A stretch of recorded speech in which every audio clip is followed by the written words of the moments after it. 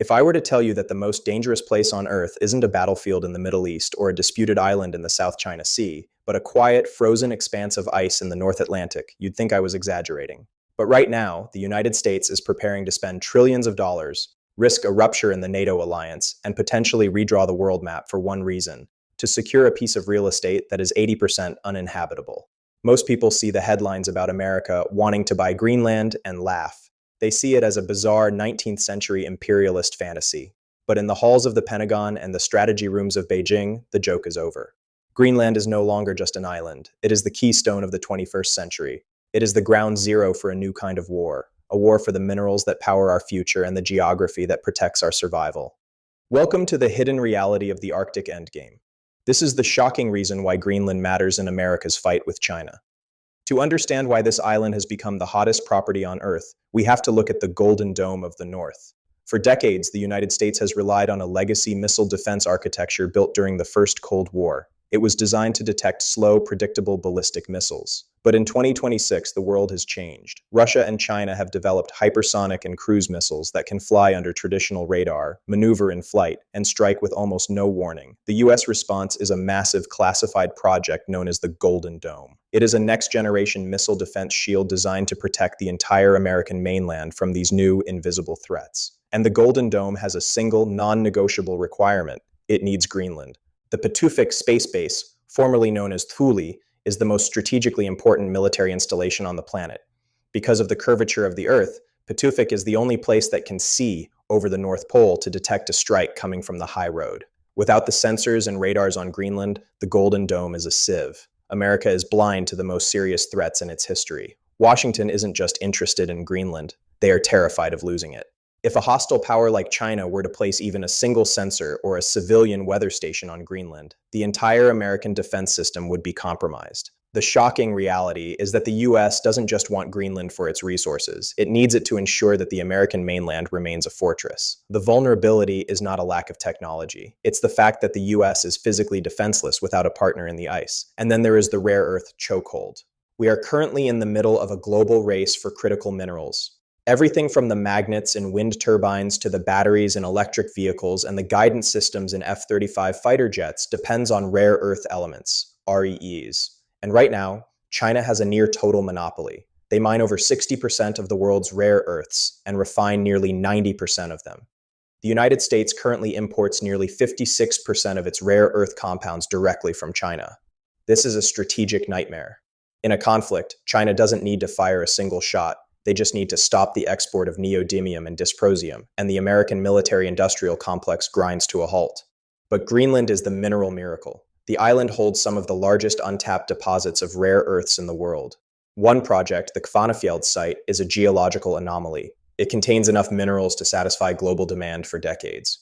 But there's a catch. For years, a Chinese state-owned enterprise, Shenghe Resources, held a 12.5% stake in that project. Washington realized that China was trying to preemptively buy the only competition to its own monopoly. The shocking reason for the US push into Greenland in 2025 and 2026 is a desperate attempt to block China from its own backyard. The US is using every diplomatic and economic lever to force Chinese interests out of Greenlandic mining, effectively trying to nationalize the island's resources for the Western alliance. The vulnerability is not a lack of mines, it's the fact that China is already inside the vault. Open loop. But the minerals and the missiles are only the physical symptoms of the conflict. The most dangerous game is being played with sovereignty and debt. Greenland is a self-governing territory of Denmark, but it is a nation in search of total independence. However, independence is expensive.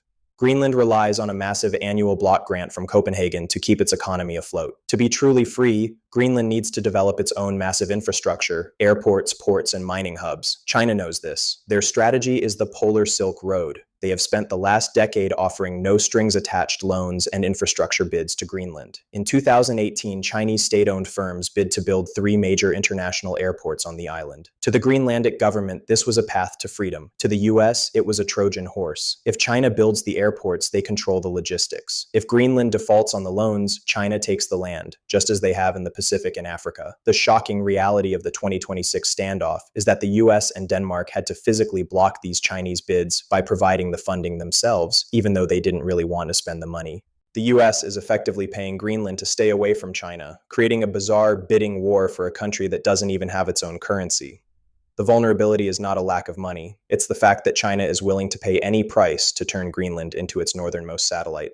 This brings us to the climate war. As the Arctic ice melts at a record pace, the geography of the world is being rewritten. The Northern Sea route is becoming a viable shortcut for global trade, potentially making the Suez Canal obsolete for many routes. China has declared itself a near-Arctic state, despite being thousands of miles away.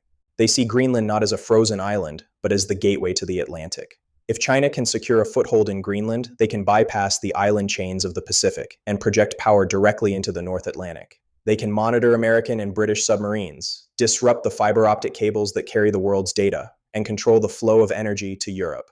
The US push to buy Greenland is a preemptive annexation of the most important shipping hub of the next century. Washington has realized that if they don't own the gate, China will. The vulnerability is not the melting ice, it's the fact that the ice was the only thing protecting the US from its rivals in the north. Finally, we have to talk about the rupture of NATO. The US obsession with Greenland is creating a massive rift with its European allies. Denmark sees the US pressure as an imperialist overreach. European leaders in Davos have warned that the dispute risks a rupture in the NATO alliance. China is watching this with delight. They don't even need to win in Greenland to succeed. If the fight for the island destroys the trust between the US and Europe, China has already won. The shocking reason why Greenland matters so much is that it is the ultimate wedge issue.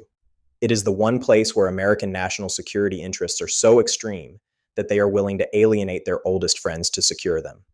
So, why does Greenland matter right now? Because we are entering the era of the Great Arctic Scramble. The world is being divided into those who can control the resources and routes of the North, and those who will be left behind. The United States is a superpower that has realized it is geographically exposed. It spent 20 years looking south while the real threat was gathering in the North. Now it is racing to catch up, using every weapon in its arsenal, from trillion-dollar missile shields to buying entire countries. The next time you hear about a glacier melting or a new mine opening in Greenland, don't look at the environment. Look at the radars, look at the ownership papers, look at the missile strike routes. Because in the end, Greenland is not just an island. It is the center of gravity for the 21st century. If the US holds it, the American century continues. If China takes it, the global order shifts to the ice, and the world we know disappears. The fight for Greenland is the fight for the last frontier of power. And in this battle, the coldest place on Earth is about to become the center of the world's most dangerous fire.